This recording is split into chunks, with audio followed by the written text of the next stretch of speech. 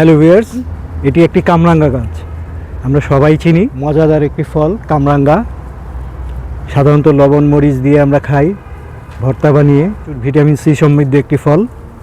অক্সালি DAC পরিবারভুক্ত এই গাছের বিজ্ঞানভিত্তিক নাম অ্যাভারোয়া ক্যারাম্বোলা।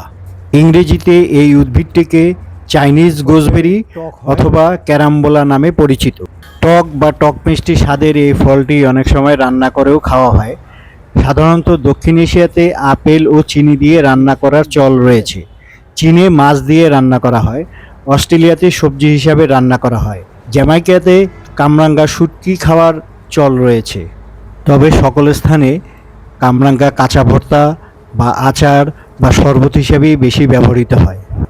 এই গাছের ফল থেকে বাকল সবই ঔষধি গুণ সম্পন্ন। এর অ্যালার্জিক অ্যাসিড খাদ্যনালী ক্যান্সার হতে বাধা দেয়। পাতা ও কচি ফলের রসে ট্যানিন রয়েছে, যে কারণে এর রস রক্ত জমাট বাঁধতে সাহায্য করে। এর মূল বিষনাশক হিসাবে ব্যবহৃত হয়। শুষ্ক ফল জ্বরে ব্যবহৃত হয়। ফলটি শীতল ও টক, তাই ঘাম কফ ও বাতনাশক হিসাবে কাজ করে। কামরাঙ্গার ভর্তা রুচি ও হজম শক্তি বাড়ায়। কামরাঙ্গা বেশি খেলে কিডনির সমস্যা হতে পারে, তাই কিডনি রোগীদের কামরাঙ্গা খাওয়া উচিত নয়। ওকে, ধন্যবাদ সবাইকে।